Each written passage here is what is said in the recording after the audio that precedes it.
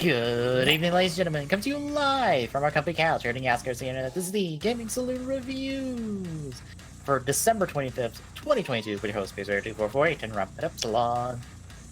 Hi. It's our Christmas episode that is in no way, shape, or form special in any capacity.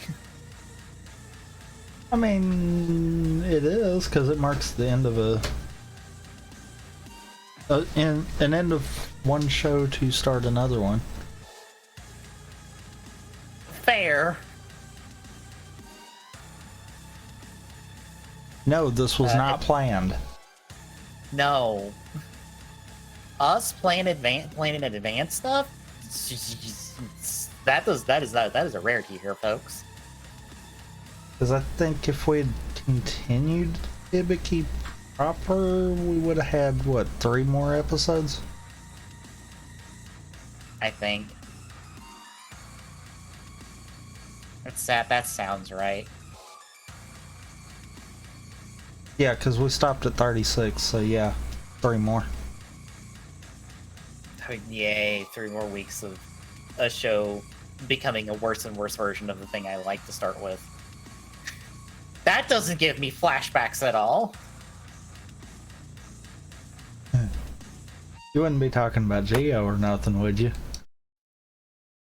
No, wrong show. No, Geo started off as a worse show and got worse over time. No. As a concept, it did not.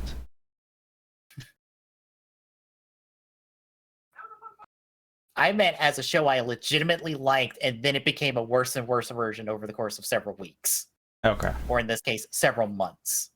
No, I'm talking about Arc 5.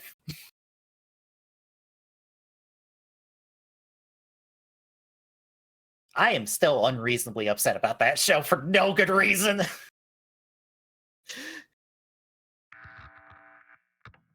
I don't think I'll ever be able to let go what that show did to me. Probably not.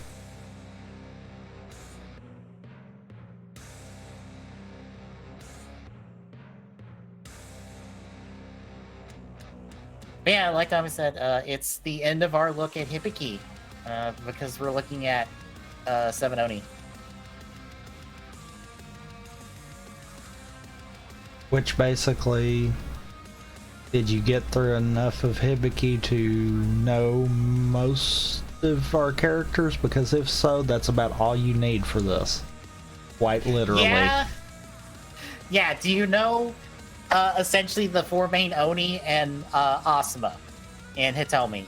Yes, congratulations. You know most of the characters that from the show in this movie, kind of. Because 90% of the runtime of this movie is spent with not Hibiki, not Ibuki, not Zonki, or especially not Zonki, not Todoroki, not Asuma, not Hitomi, and briefly not Kira. Not gonna lie, Zonki's kind of got me there. Because I was like, wait a minute. We really going there? No, we're not. Okay. No, he's someone else. He doesn't get to be Zonki in this movie. He gets to be a different Oni because we needed 5 new Onis for this movie. Well, I mean, he can't be Zonki again. Because of his health. But this isn't Zonki to start with. It's a different person. That's one supposedly. Of those. That's one of those. Just go with that.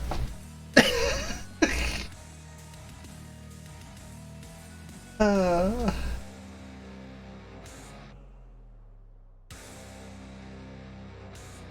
yeah, this is Kamen Hibiki and the 7 Oni, released September 3rd, 2005. Toshiki Inoue wrote this. Like you'll be able to fucking tell. I swear he didn't write this. This is too comprehensible. Makes too much sense to be written by this fucking lunatic of a man.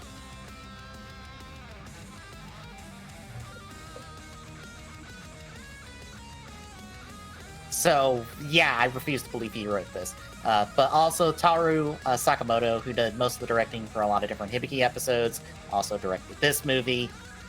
So yeah.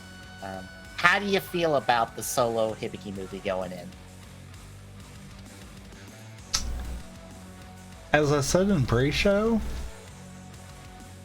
I don't know how to feel about this.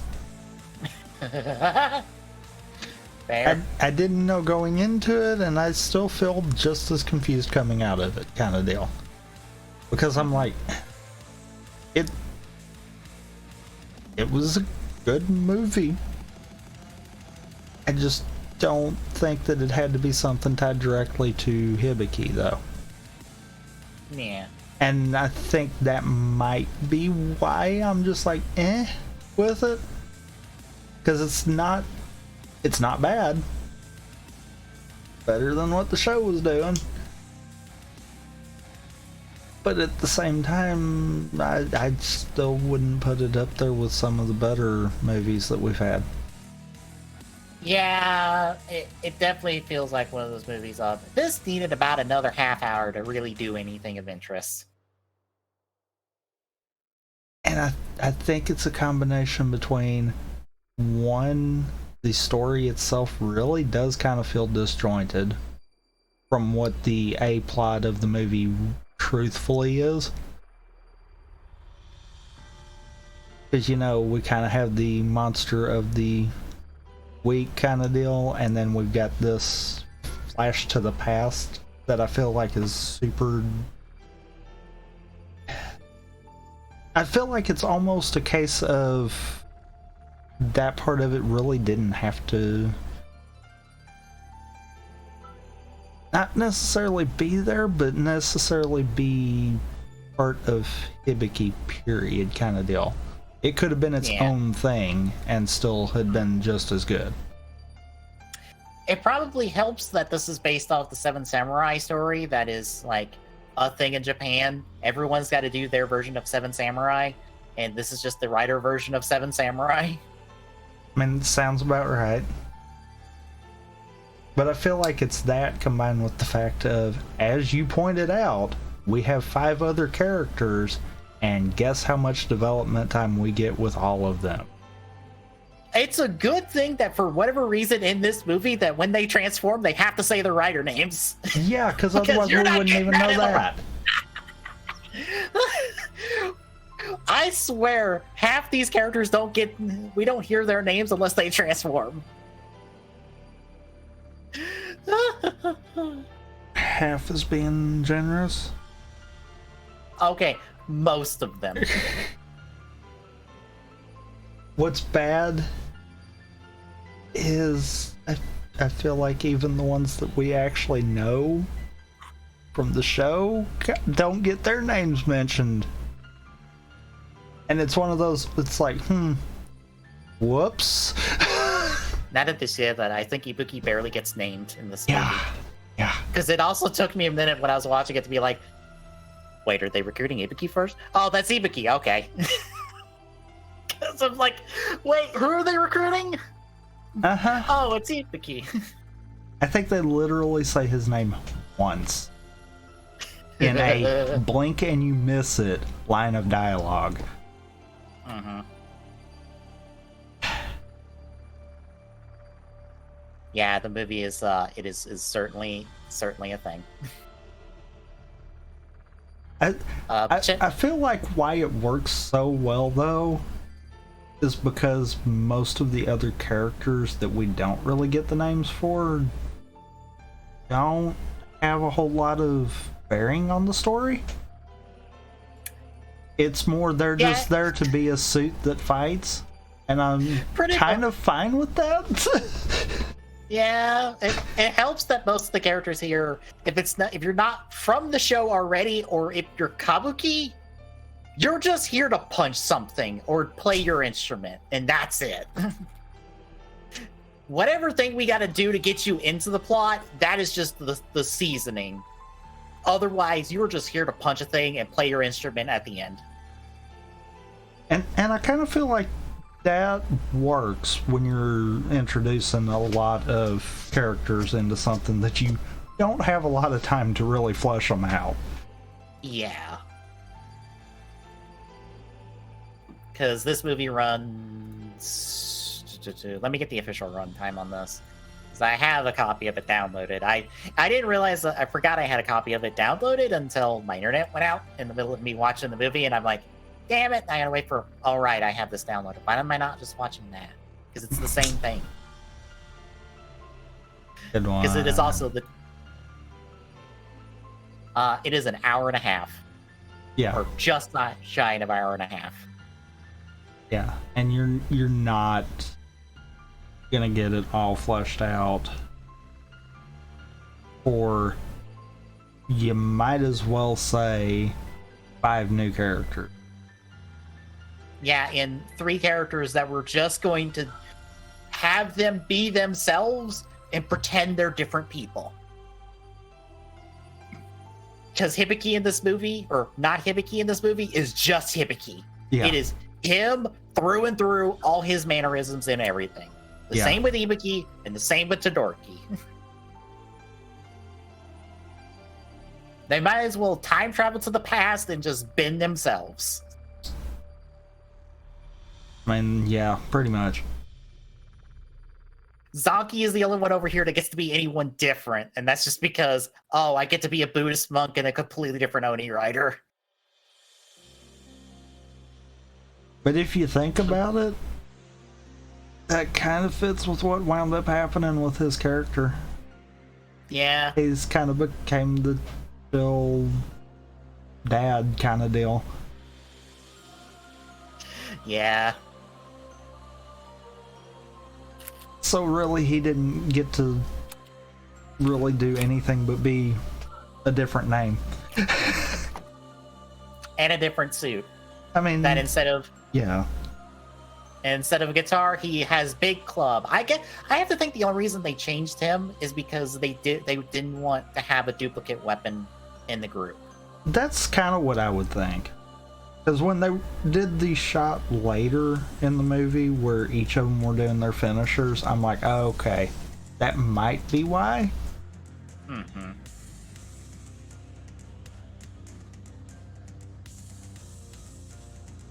But shall we get into it then? I guess so. All right, kick off. We're following Hibiki and Asuma on not Hibiki's bike. It's a different bike. Hibiki, where's your normal bike? In the shop being worked on. Apparently. He forgot how to stop again. Because this is a completely new bike to the series. It's not even Hibiki's bike. This is just a new bike that's just a regular ass, I think, Suzuki. That the two of them were just riding to the beach. But there's a big giant Makamau on the rampage. It's a big dragon friend that they're calling Orochi because something Japanese legend, even though this guy doesn't have 8 heads. Which I think Orochi is supposed to have. He's just got the 1. He's just kind of like a regular dragon friend.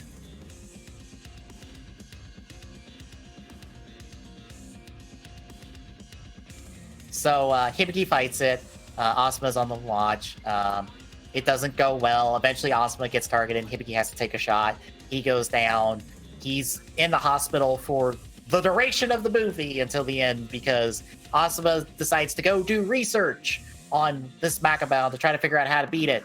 And thus the framing device for this movie, because he finds a book that tells him the story of how we first met this Orochi way back in the day, essentially.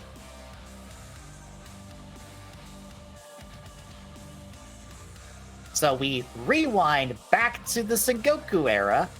Not Asuma, because it is Asuma's actor playing what is his name even in this? Oh, it's still Asuma, right. He retains his name in the past. It's still Asuma.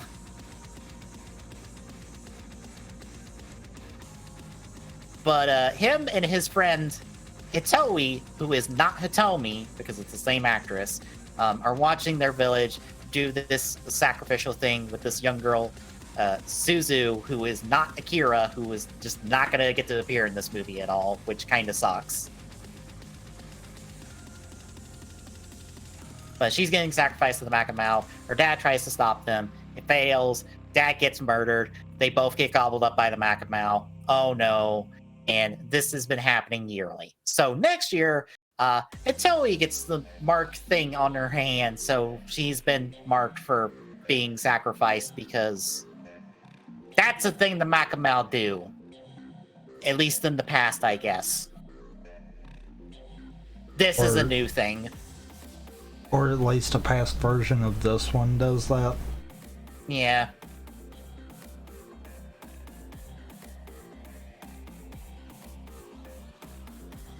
So Asuma's like, I want to stop this. Let's go recruit the Oni. And the village is like, no. Oni are bad. They gave up their humanity to become Oni. We don't want their help. Meh, meh, meh, meh, meh. And this is where we pick up not Hinata and not Kasumi. And also not Boss. Because not Boss is I think head of the village, and then Hinata and Kasumi are people in the village. Yeah, I don't think it even. I know where you're fixing to go with that, and no, I don't think they even got named in this. I'm pretty sure they never got named either. I'm like, I just know them as not. That just kind of caught it on right there. Yeah, I think they're just not Hinata and not Kasumi because neither one of them got named in the movie. Oops. As you can tell, we just gotta get through shit in this movie. We can't even bother with naming characters. Names take time that the movie doesn't have, so we're skipping names. Yep. So Hinata, Kasumi, and Asuma, I'm just gonna call them by that. Might as well. Yeah, the three of them are I quit trying to pay attention to if it's old or new names and just was like, oh, you, okay. Yep. Are you someone we know from the show? Yes, you're this person. Are you not? Okay, then you're their name in the movie. You're whatever name you're supposed to be. Oh, apparently they're the daughters of the chief, as the summary says from the writer wiki. I don't know if the movie ever specified that. I don't think it did. It wouldn't surprise me. So the three of them go off to recruit the Oni, and that's when we run into our spoilers, the bad guy from the movie. It's Kabuki, because he keeps popping up in the villain material, so it's him. What do you mean? Also, he's completely a good guy. He made that one monster vanish into vapor. Yeah. Not explode. So this is Kabuki. Spoilers, he's the bad guy for the movie. Eventually. The movie kind of phones it in, too. Yeah! Because this is literally the only time that we see a Makamau just turn into mist and disappear. Yeah. It's like, something's not right.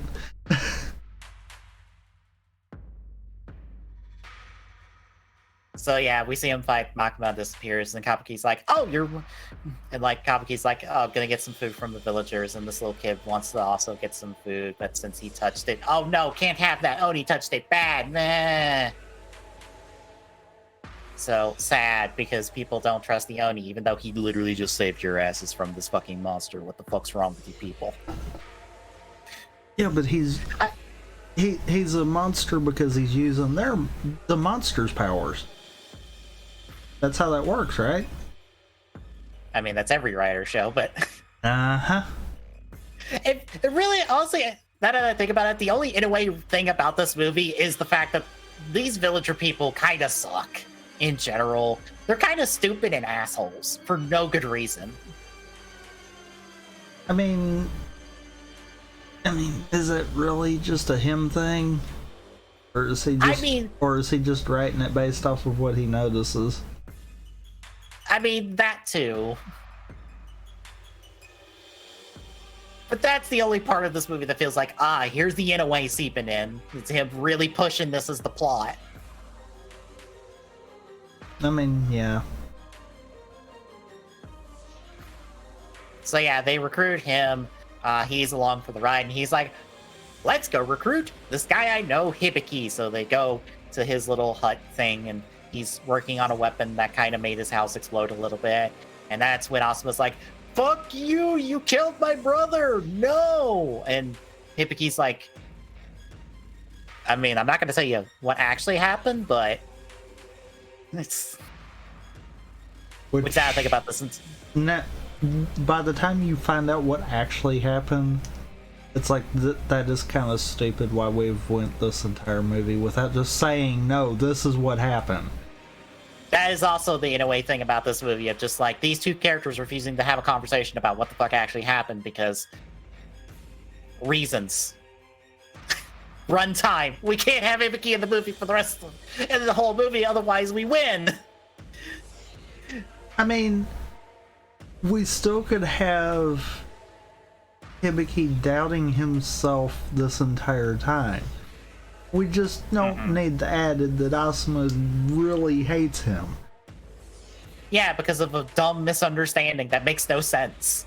I mean, the reason why Hibiki's not transforming into an Oni anymore is purely his own battle kind of deal.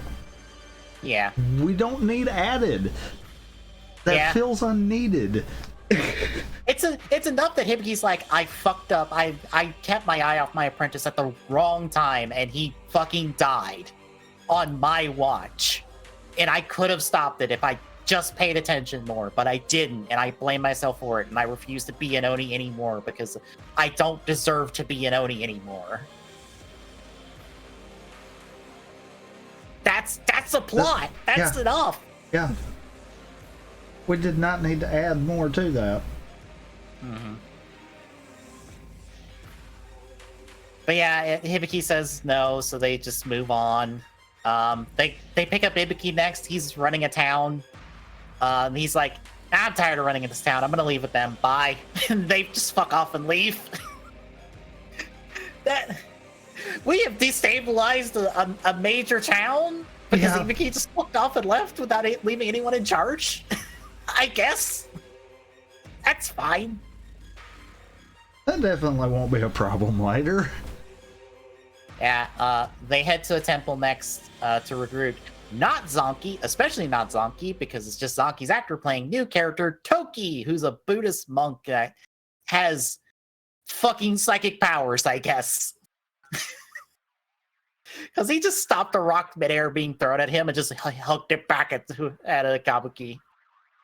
I mean, Zonky... Wait a minute. I was going to say Zonky is Zonky, but wait a minute. No. Zonky doesn't have psychic powers. No, but he could make you wish you didn't throw the rock at least. Yes. So he joins up, and now the three of them are going to go stop the sacrificial ritual since it's happening. Ibuki kind of like disguises himself as Satoe for a second to fight him. They fight the Makamau. It doesn't go well, but they do drive him back for the moment, and they're like, we need more help. So we go get Kirameki next, who fuck, which one was Kirameki? Now we're into the three of them. I'm like, fuck, which one to use was which? Well, it doesn't help that we get all of about 2 lines with each of them, and then they all 3 transform at the same time. Yeah. So, yeah. I think Kirameki just joins up with them because I'm like, okay, you're not the father, you're not the thief, you must be the third one because I don't remember anything about the third one. I think he is just the one that shows up. Okay, he is just the tag along. Good. So that's Kirameki.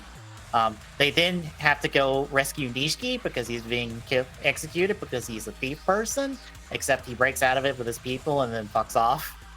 But then he's like, I'll join your cause because why not? And that brings us to Habataki, who's the dad, and he's like, I'm retired, I'm an old man, I just want to live with my family, blah, blah, blah. And then his wife is like, here's your shit, go beat the shit out of him and come back before dinner. Literally, that's it.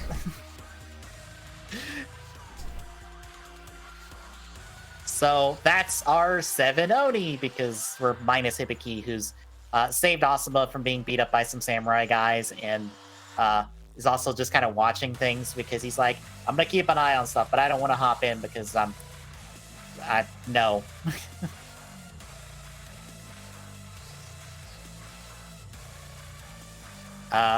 Then we see our 3 new friends rescue Todoroki from a crab so they can show off for a little bit, and we got Todoroki.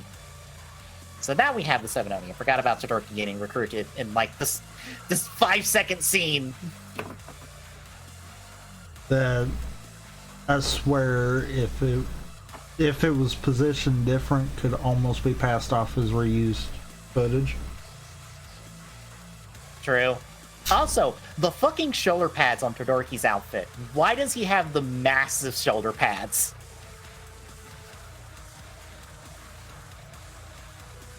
I mean, to be fair, that is fitting for him.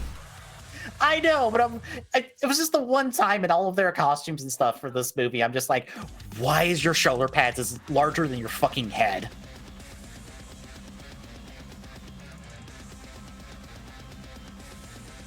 But we go back to the village. Hitomi is ill, so she's in the cave hiding. A bunch of people try to go get Hitomi, but they get murdered, and Nishiki's weapon is found, so they blame the Oni and tried to burn them in the building. And that doesn't go well, so then the Oni fight between them, try to like fight the villagers, but half of them stop them, and then the Oni start fighting each other, and the Hibiki comes in and breaks them up. It's like, chill. And this is when we get the flashback showing that Asuma's brother died accidentally because him and Hibiki were training, and it was a rainy day, and he got killed by a random mudslide, just out of nowhere. And that was it.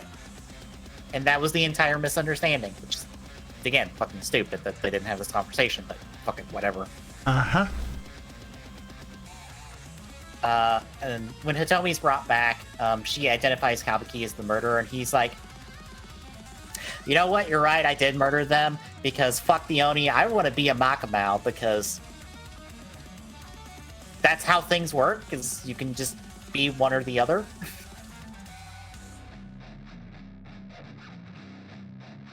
So this is when Hibiki finally transforms, fights Kabuki, actually beats him.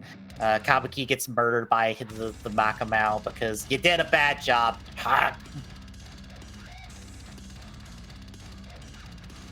Now, finale of the movie. Hibiki and the rest of the Oni team up. They go beat the Makamau. They all get to do their finishers. Yeah,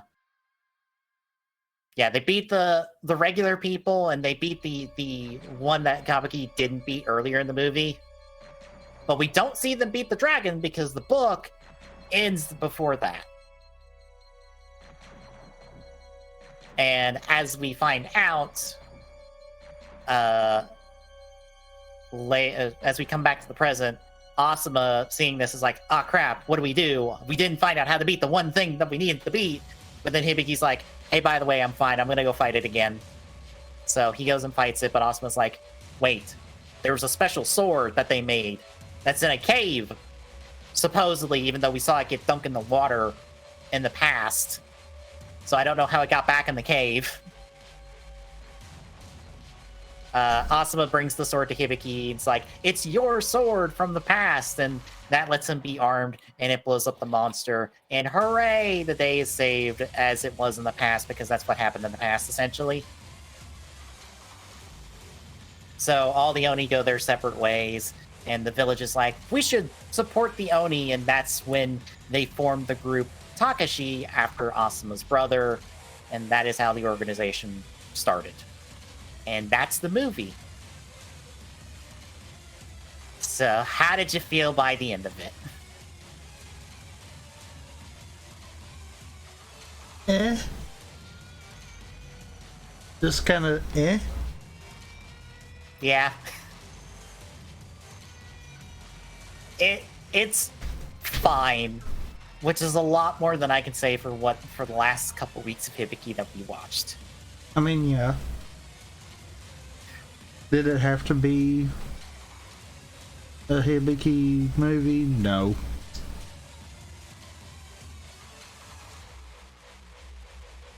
Was it a bad one? No. It's fine. For summer films, this is fine. This is passable. This is harmless. And I will take a harmless movie over one that makes me want to throttle someone. This is that middle of the road kind of deal. Yeah. Because we have one few too many Rider movies that make me want to throttle someone. Yeah. So, quite a few. I was in the Sub Pop Discord, someone's actually watching Ghost for the first time. In there. I feel bad. And they were actually asking the question of like, wait, where do I watch the Ghost Drive movie? Because I'm getting conflicting information on when it takes place, and some of us had to just go, it's not in canon.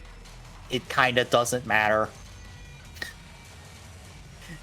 Because Ghost movies and canon don't mix.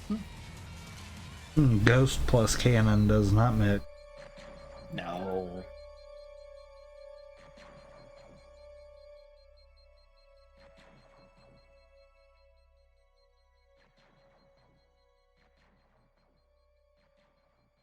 But yeah, I guess any other thoughts? No. All right then. Starting next week, it's a new show. And by new show, I mean it's also an old show, because it is Transformers Armada that you can watch along with us for free and officially through Tubi, because it's just all on there. Also, it's the dub, which means people are going to get characters' names wrong, and it's going to be hilarious.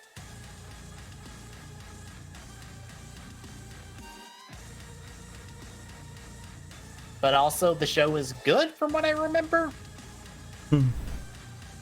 I feel like Armada ended up being the best of the Unicron trilogy stateside. I feel like, because it was at least uniform in its animation, and it wasn't half and half like Energon in Bad, which looked bad, and it wasn't incomprehensible like Cybertron was. But maybe that's me. We'll find out, because we might end up doing the Unicron trilogy over the course of several batches of TGSR, since they're all on Tubi.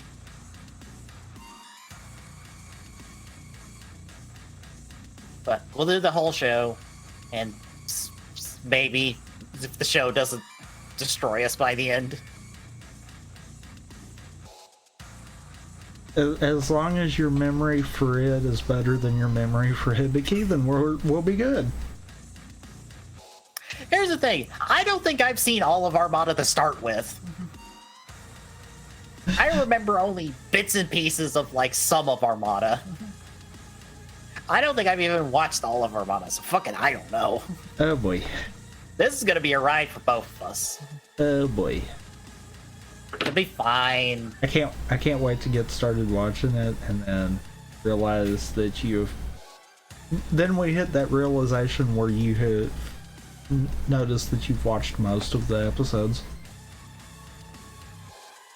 Kind of like what we did with Ghost.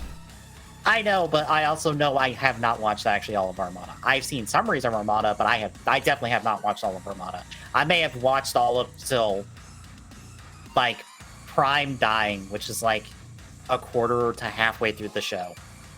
Because I don't know anything about the Unicron stuff from the end of the show at all. You know, typically I would have wanted to have been like spoilers, but I mean, it's Transformers. Prime's gonna die at some point.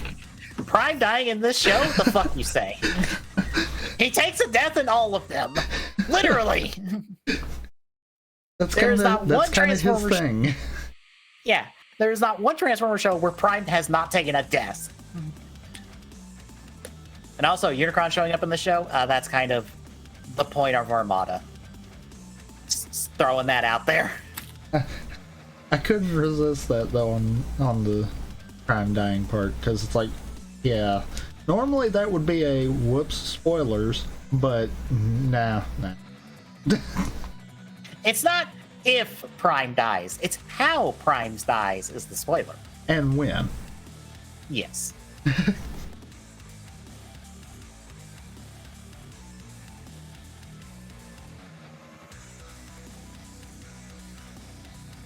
So yeah, that will be it starting next week. But between now and then, more Violet on Thursday. Not more Majora's Mask. Right, we're not doing Majora's Mask anymore on Fridays. Something on Friday? Yeah. And then Saturday will be not only the last TGS of the year, but our last show of the year. Because, I mean, not another day to have another show for this year. Yep.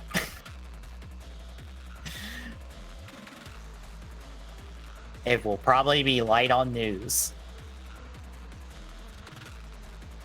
I love that you will say that, and then something stupid will happen. Oh, I'm fucking sure. I'm sure something will happen. But yeah, that's the week ahead, folks. So if you like what you're seeing, drop a follow. Really appreciate it. Chipping away that affiliate goal. @TZZ on Twitter. Gets updates on live. Next point, Discord, Jackie Sizzler. Drop by, say hi. See you tomorrow. See you Thursday, folks.